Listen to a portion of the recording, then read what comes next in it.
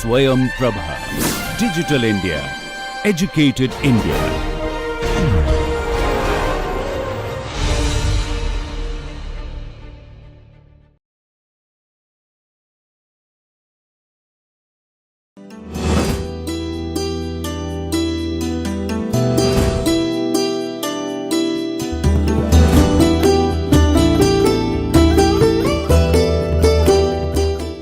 Hi, we are in the 7th week of our course Elements of Literature and Creative Communication. I would just like to know how far, so far, how have you been enjoying this course? If you have any concerns, I want you to take a deep pause and then reflect on some of the learning objectives and see how far they have met, how far we have met, what kind of progress we have made, and then if you still have any questions or concerns, or even if you wish to convey a note of appreciation, please use the forum that we have for this course and let us know. So, we are with this week we are beginning with fiction. Last couple of weeks we have devoted to discussing poetry in detail. Beginning with the origins of poetry, we discussed various poetic devices, the techniques that poets use in their craft, poetry, and we learned figures of speech and other devices. And then we discussed origins of poetry across the globe, and then we discussed Indian English poetry. We devoted an entire week to discuss Indian English poetry. Then we devoted one more week to discuss contemporary world poetry. So, the purpose of these classes, as you have already noted, is to give you a first hand account of poetry. All right. So, just let us know how you have enjoyed it, because from this week onwards we are entering into a different world. Because if the world of poetry gives you some experience, then the world of fiction gives you an altogether different experience, because it is going to be all the more deep and all the more wide. It is like watching a movie in a very big screen, So, we are entering into a different world, the world of fiction. All right. Yeah, the tagline says the truth inside the lie. In fact, that is how fiction is often described. When we say fiction, broadly speaking, we deal with novels and short stories. We are going to discuss what exactly we mean by fiction in a short while. But remember, in one of our very beginning of the classes, we discussed different forms of literature, and fiction is another form of literature. If poetry is one, fiction is another form. Okay. So, it is altogether different in its constitution, in the way it imparts experiences, and in its outlook towards life.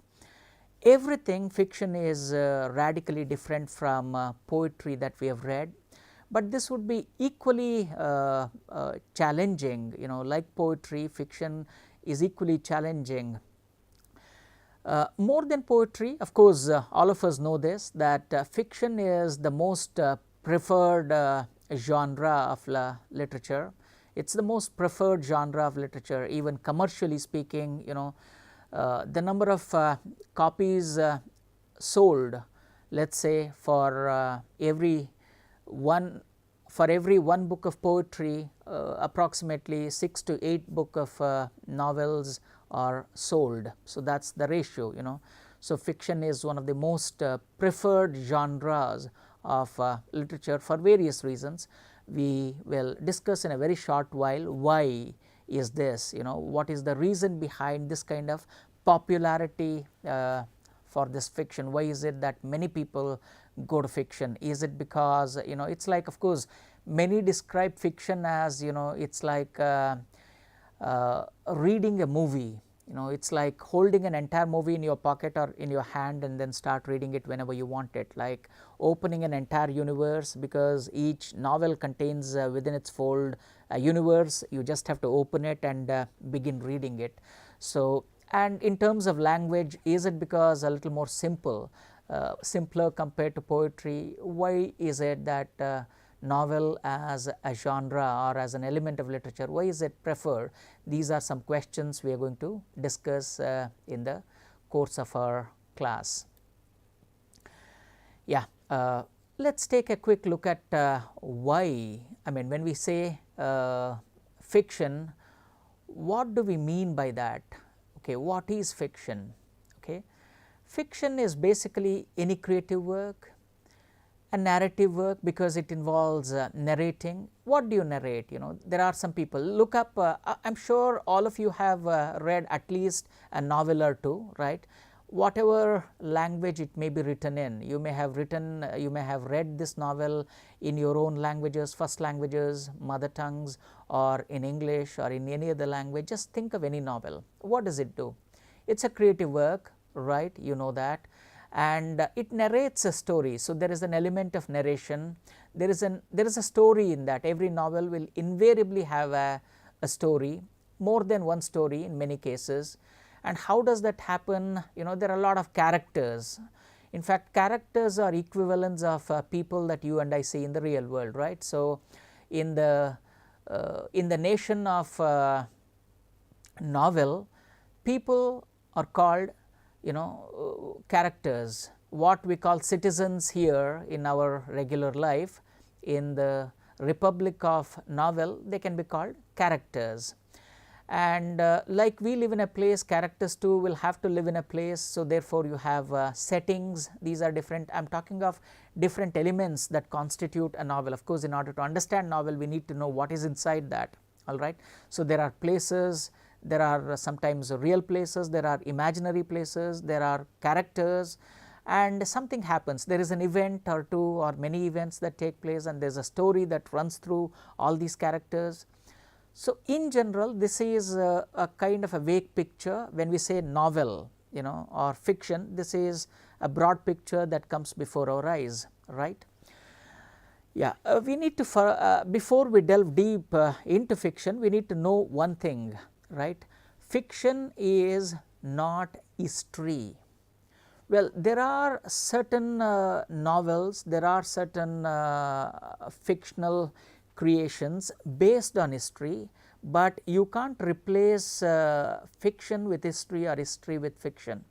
Even when a novel is based on certain historical factors, you know, it is not strictly, it does not strictly adhere to facts. That is the reason why sometimes you hear people saying, you know, fact vis-a-vis fiction, fact versus fiction, that is a common phrase we use, right. So, if facts drive history, you know, well, the element of fiction drives the novel. So, that is something that you have to keep in mind. So, a work of fiction, generally speaking, implies a construction of an imaginary world, which may be based on a real setting with believable set of characters. In other words, when a novelist creates a world of novel, so it is like a parallel world, and whoever he or she creates in them, we have to treat those characters as real, right. Of course, that is the power of fiction, because that is why we say there is truth inside fiction. Fiction also has another meaning. By now, you must have understood that fiction also has the meaning of a lie. Fiction also means it is not a fact, it is a fiction, means something which is concocted, you know, something which is concocted. But on a deeper level, even within the confines of this concocted world is truth, truth in a different sense. So, there is an imaginary character which is not true, there is an imaginary place which is not true, there is an imaginary action which is not true, there is an imaginary plot which is not true, and there is an imaginary story which is not true. But what it says in this series of not true is truth. What a paradox, right? What a paradox. You have a series of lies here, and all these series of lies point towards one vortex, one central thing, that is truth. What is this truth? Truth about life. Truth about life. That's the biggest paradox that we can think of. How through the series of lies, a novel makes you touch that flame of truth. That's the beauty about novel. Of course, we are going to discuss all these features, character, all these things in subsequent classes, but before that, for our understanding, yeah. So now we can ask a question here: is fiction relevant even to this day? Of course, fiction is always relevant for various reasons. In one of the earlier classes, you can recall, I had used the term homo fabulon, homo naran, how homo sapiens based on their instinct to turn everything they touch into stories and myths. Because of that reason, how human beings can also be called homo naran. If you recall, in the introductory video that many of you may have watched, you have seen how in that poem, in the poem Mythic People, we say whatever we touch, we turn everything into tales and songs. Hold our hands, we turn you into tales and songs, right? Hold our hands, we turn you into tales and songs. What do we mean by that? The we here refers to this course, refers to elements of literature. So, if you hold the hands of literature, literature has the ability to transform us into a part of a tale, or it converts us also into a song, into a beautiful story. That was the meaning. So, that is always relevant, because this element of narrativizing is an integral component of the human gene, right. So, it is a part of our gene, it is there in our entire makeup, in our genetic makeup. Therefore, as long as human beings exist, novels exist, fiction exists in some way or the other, in some form or the other, right. So, whether it is novels, short stories, TV shows, movies that you keep watching, reality shows, whatever you do it, there is an element of story there. There is an element of story. That is why we are hooked on to that. And this obsession with stories is not of recent origin. You remember, right, we discussed the earliest available text to something like 2400 or 2500 BC.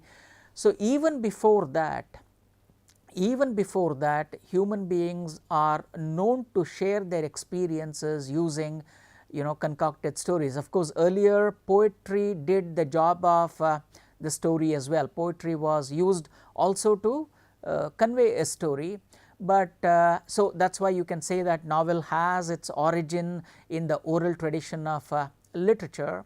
But later, of course, as technology developed and advanced, especially with the advent of printing press and industrialization, novel as a distinct form of literature emerged in a substantial way. That is why we can see that novel is coterminous with very many things. In reading a piece of fiction, we subscribe a silent agreement with its author. Of course, this is Terry Eagleton, a critic, excellent, remarkable theorist, who makes this comment on the ability of the novel to create a parallel universe and how it creates a make-believe world for us, right. That is the reason why, see, though we know the novel we are reading is a fictional one, it is a fictitious entity, most of the times we start crying when we are reading a novel, or we start smiling, we start laughing, we feel happy when the character feels happy.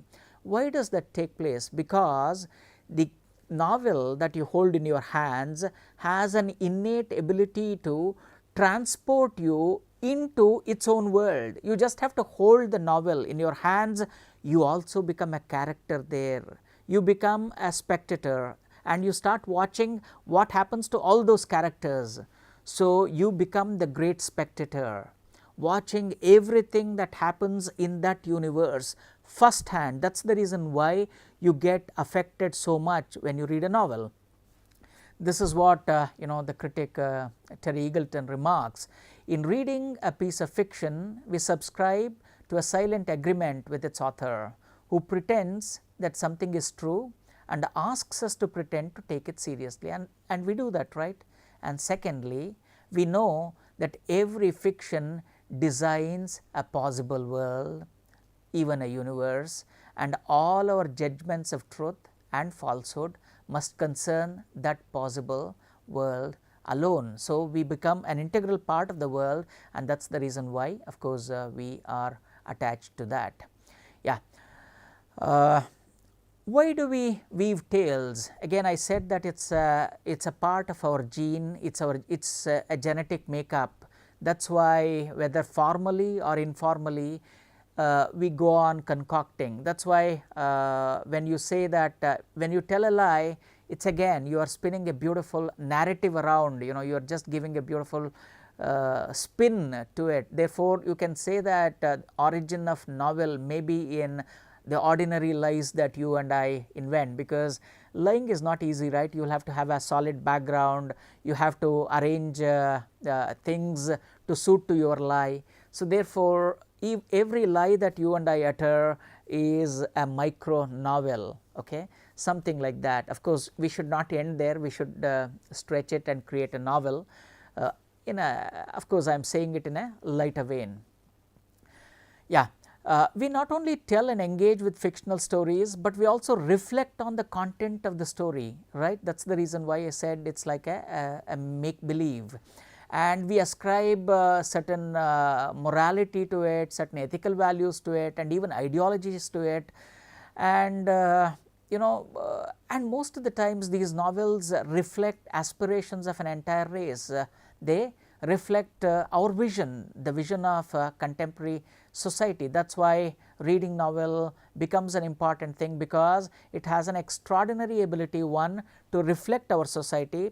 But if it were just to reflect our society, we do not need to read it. More than that, to offer a ray of light, to guide us towards the higher principles that humanity always aspire to. So, that is the reason why you and I need novels. Yeah, we have been discussing why we read novels and what happens when you read novels. Now is the time for us to go a little deeper into this world. What constitutes this world of novel? What constitutes this world of fiction? In other words, what are those elements of fiction?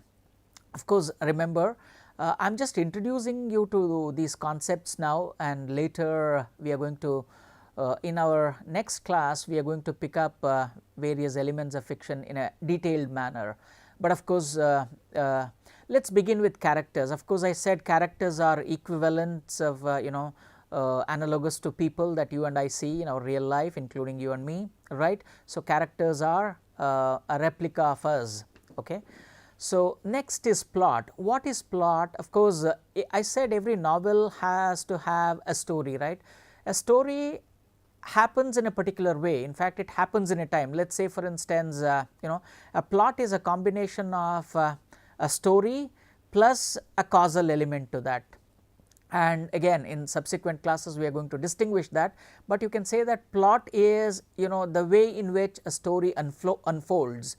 Therefore, you can also include story as a part of plot, and the way in which it unfolds, the cause and effect factors added to that story element becomes plot in a way. Okay. Then comes setting. Setting is like the background, the place in which we live, and what happens, the time in which we live, it is called setting in novel, the place in which the entire world unfolds, the time in which it happens, the background, the socio-cultural backgrounds, the political background, and the entire flora and fauna that are described there, that constitutes setting in the novel. Yeah, here is before we move ahead, Scott Fitzgerald's extraordinary line: character is plot, plot is character. Just think about it. In fact, I am just trying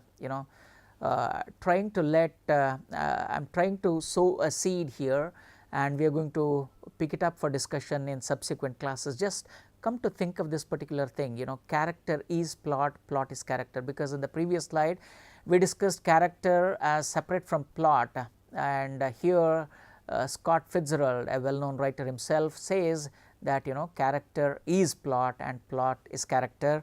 In what sense does he say that? Please think of it. We will take it up for discussion in the next class. Okay. Yeah. Continuing our discussion of the elements of fiction, we have point of view. Point of view is, well, when there are various characters in the novel, each of the character will have his or her own perspective, right? The characters have their own perspective, their own point of view. So, how is the novel presented becomes important. Is it who is narrating? Is the protagonist of the novel narrating it? Then it becomes the first person narration. Of course, narrative style also comes along with that. So, whose point of view are we looking at? Then accordingly you have narrative style. Who is narrating it? What kind of narrative style is it? Is it the first person narration? When the protagonist speaks, it becomes first person. Is it the other person? There is also something called omniscient narrative. Sometimes the writer starts describing the characters or he, she, it and other things, right. So, that is when it becomes an omniscient narrative. So, what kind of narration is it? You have to identify. So, these are various things that are a part of fiction. And then there is conflict. Conflict is what propels the entire action of the novel, conflict, because obviously when there are characters with different perspectives, it is going to lead to some kind of a conflict. So, does the novel resolve that conflict and move ahead, or does the conflict itself define the entire novel? That depends on the discretion of the novelist, but otherwise conflict becomes very important thing. Anything that has action, plot, characters will have conflict, and an entire novel deals with that conflict in its own way. So, these are generally speaking various elements of fiction. We are going to pick all of them up and maybe some more in our subsequent classes. Yeah. Now, you can ask what are the types of fiction? Well, of course, fiction comes in various shapes and sizes. You know that now. You have novels, short stories, graphics, science fiction, all of them come under fiction. Fiction is a very vast genre of literature that you will realize as we go ahead. You will realize how vast and big the genre is. Okay. And you can even call the newer media like TV shows, movies, and this web series, all of them are part of fiction. You can say that, novels and short stories, web series, TV shows, movies, graphics, comics, all of them are part of fiction. But generally when we say fiction, we refer to novels and short stories, but that does not preclude other types that we have just now listed. Yeah. Now, continuing our discussion on the philosophical debate of novel, the novel itself, like fiction has another meaning, novel also has another meaning to it. In fact, in Italian, it has an Italian root. Novel means something new. That is why in the dictionary, when you say novel, it means also new. So, the very genre of novel is also new compared to other forms of literature, like you have read epic, you have read sonnets, you have read poetry, you have you will be reading drama in subsequent classes. Compared to all these things, novel is of recent origin. Therefore, it is as well symptomatic of the other meaning. It is also, when you say novel, the pun is intended. It is also new as a form of literature, that is also new. And generally speaking, what happens, novels reflect on intimate human experiences in real world settings, through a lens of realism, but these days you also have something called magic realism. When you read works of Marquez, where magic becomes a part of that world, or even if when you read novels of or watch Harry Potter series, what happens, magic is a part of that. So, that is called magic realism. So, these are some things that are there. Now, think of it, life is God's novel, let him write it. This is an extraordinary statement, and let us see, when we read this, how much of it is reflective of the genre that we are talking of. What do we mean by that? Does this statement help us in realizing the potential of novel in some way? And another writer very cleverly compares a short story with a novel and says a short story is a love affair, a novel is a marriage, or a short story is a photograph, whereas a novel is a film. So, this is talking about not just the length, not just the length, of course, they are altogether constitutionally speaking, structurally speaking, aesthetically speaking, they are altogether different. Of course, short story may be considered as a miniature version of novel, whereas novel in its depth, scope and magnitude is definitely far bigger than a short story. Okay. I said that the rise of the novel, the reason behind the popularity of novel is because it is coterminous with modern civilization or industrial civilization. With the advent of industrial civilization, novel is closely linked. Therefore, we are almost coterminous. Our modern civilization is coterminous with the birth of the novel. That is the reason why it has remained a kind of a popular genre and a mainstream literary medium, mainstream literary medium. And interestingly speaking, with the rise of industrialization, there is a steady rise of the middle class as well. Therefore, you can as well say that novel is coterminous with the middle class. It is born along with the rise of the middle class. So, these are some things that we have to keep in mind, and along with all these things, well, it is also coterminous with the advent of modern science. Remember late 16th century or especially beginning of the 17th century onwards, how science begins playing an important role in defining our civilization, in defining our way of life, and later that led to industrialization. So, therefore, novel can be linked to these sociological factors of our race, our civilization, these sociological factors as well. So, we have to keep all these things in mind. So, yeah, the novel rose during the high term of British imperialism. Of course,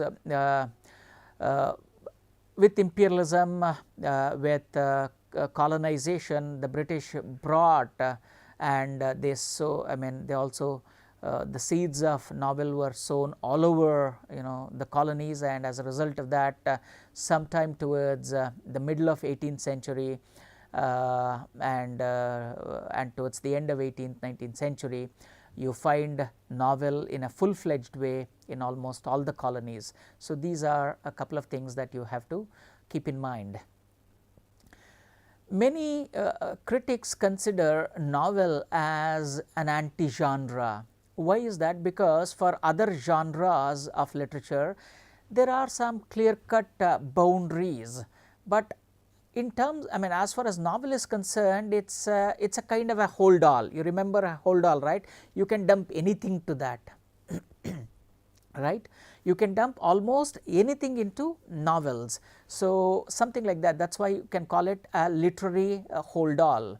You can dump anything into it. So, that's why you find elements of poetry, epic, pastorals, history, elegies, all of them in novels. So, that is the reason why a well-known 20th century novelist, Virginia Woolf, of course, feminism owes a lot to Virginia Woolf, especially to her writings. She calls novel the most pliable of all forms. You know, it's like a metal, it's not rigid, you know, you can malleability is what defines it. You can bend it to any shape you want it. That's why extraordinary experiments have happened in novel. You can write an entire I mean, using poetry you can write a novel. I mean, using just what is happening within your head, you can write an entire novel. So a lot of experiments have taken place. That's why you can call it a kind of hybrid literary form.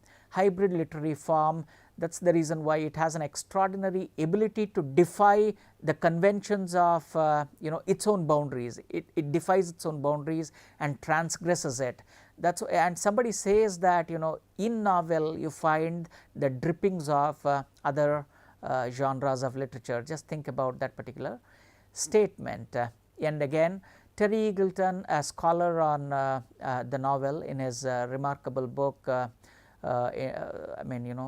novel, Introduction to English Novel, talks of how novel is a kind of a mighty melting pot, a mongrel among literary thoroughbreds.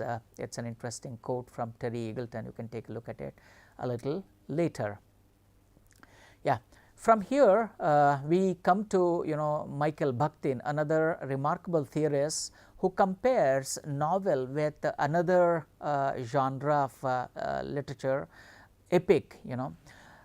If there is one thing, or if there is anything that can be compared with novel, whether it is in poetry or in drama, it is epic. So you find a lot of resemblances between epic and novel, but novel has novel surpasses epic in very many ways. Novel surpasses epic in very many ways. That's why Bakhtin says that while epic is pinned to the past, and while the boundaries of epic are quite rigid, novel embodies the spirit of epic and walks ahead. That's why he says novel as having an advantage over epic. And he continues that discussion and says that with the birth of the new world, you find the birth of the novel. That's why he says that novel's prominence encouraged other genres to adapt and try to address time in the same way as novel does, because novel, if there is one characteristic feature that defines novel, it is its adaptability. It's very quick to learn. Therefore, Bakhtin advises other forms also to be as accommodative as a novel is accommodative. Okay. From here, of course, here is a very brief timeline I want you to keep in mind. Generally speaking, in the Western tradition, of course, remember, Cervantes publishes Don Quixote in 1605. That's considered a prototype of the novel. In fact, many critics consider Don Quixote also as the first novel. So therefore, Don Quixote can be considered arguably the first novel, modern novel. Okay. Then you have 1688, some experiments take place, and it is in 1719 that Daniel Defoe publishes the first English novel, the birth of the modern novel, the socialist realistic type of novel, Robinson Crusoe. 1799 therefore becomes important because the birth of first English novel as such.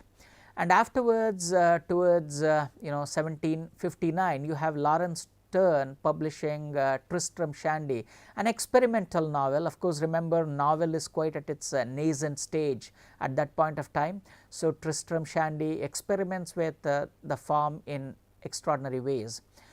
Then you have 1774 Goethe. Of course, you can recall Goethe's influence on world literature and the influence of world literature on Goethe. He was well versed with Chinese novels. Therefore, he writes in 1774 a modern novel, The Sorrows of Young Werther. And in 1867, so these are important milestones. Remember, we may have skipped very many things. Leo Tolstoy publishes War and Peace. In fact, War and Peace, many consider War and Peace as the king of novels. If there is one novel which is extraordinary, Of course, it's more than 1,000 pages, and philosophical meditation on the on the form itself, as well as a brilliant accomplishment. Therefore, it rightly occupies the sobriquet, the king of novels.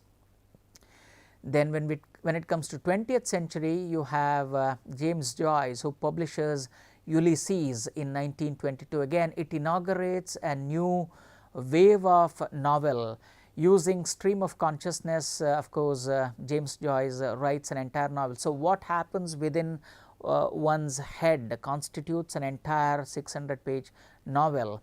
And then you have 1967, where Marquez publishes 100 Years of Solitude, that inaugurates another important subgenre of novel called magic realism. This timeline is very important, you can just recall it.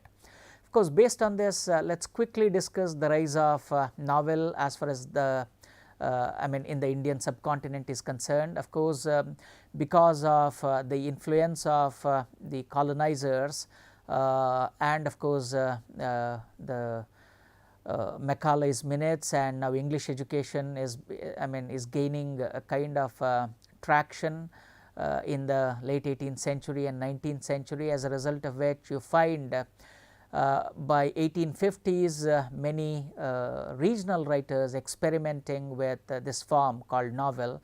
That is how you have Yamuna Pratyan 1857, first novels. It is generally said in the Indian context that by the mid 19th century you find flowering of novel, especially the realism kind of novel. Of course, there are other historical and a combination of poetry and prose. These kind of experiments were there even earlier, but in the mode of social realism, novel flowers sometimes in the mid 19th century, 1850s. And then you have Muktamala, Lakshman Moreshwar Halbe's Muktamala 1861, and predominantly all of them discuss various social reformation using novel. Novel becomes a suitable medium for the writers to express their aspirations for society to change and accept modernity in some way or the other, accept modern values. So, a kind of a clarion call wherein these writers exhort the society to adopt modern values. So, even novels play a major role in ushering in modernity into the traditional societies, colonial societies. And that happens in other languages as well. As a result of that, you have in 1889 Chandu Menon publishing his first Malayalam novel called Indulekha, and you have Kandukuri Veerashalingam publishing his Telugu novel Rajashekara Charitramu in 1878, and you have the first Kannada novel written by Gulwadi Venkatrao called Indirabai. So, these were some experiments that were taking place in the Indian context. As far as Indian English novel is concerned, it is generally believed or widely believed that Rajmohan's Wife, published in 1864 by Bankim Chandra Chatterjee, until recently it was called the first Indian English novel. Of course, now research suggests, contemporary research suggests that as back as in 1835 Kailash Chandra Dutt had written a novel called A Journal of 48 Hours of the year 1945, a kind of a futuristic novel in 1835. Therefore, now this particular novel by Kailash Chandra Dutt has dethroned Rajmohan's Wife, and now A Journal of 48 Hours of the year 1945 is considered the first Indian English novel. Okay. So, this is a very a bird's eye view of novel in the Indian context and in the Western context. Yeah, before we call it a day, let us quickly go through this remarkable quote by Milan Kundera, one of the exemplary practitioners of novel, who also has a book called The Art of Novel. he is an accomplished novel himself.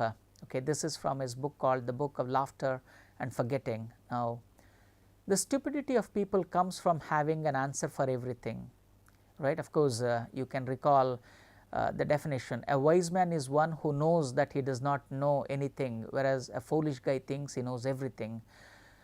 The wisdom of the novel comes from having a question for everything. You know, a novel, rather than giving answers to you, it raises pertinent questions, relevant questions, and the importance of these questions is it makes you think in that direction. Therefore, the driving force of a novel, the appeal of the novel lies not in its ability to answer our question, but in its ability to raise some relevant questions and therefore shape our thinking towards it. That is why he says that, you know, when Don Quixote went out into the world, that world turned into a mystery before his eyes.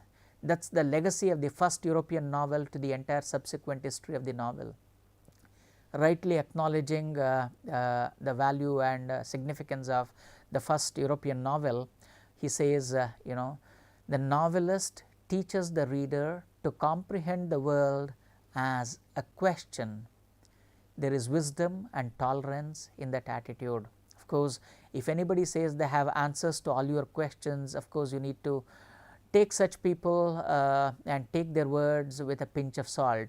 You know, I am not asking you to disbelieve them, but you know, weigh in your options, because well, it's only a con man or a god who has the capacity to say that he or she has answers to all your questions. So, you decide whether that person is a con man or really a god or an incarnation of God. But for the rest of us, mortals like you and me, what we need to know, you know, our wisdom and tolerance lies in the attitude that the world is a huge question and we need to seek our answers gradually through our journey. And of course, through the novels, through the literature that we read, through various elements of literature, we are going to uncover that question, and we are going to gradually seek an answer towards the questions that have been guiding humanity since time immemorial. Okay? Thank you. In the next class, we will come up with more discussions on novel and elements of fiction and other things. Thank you.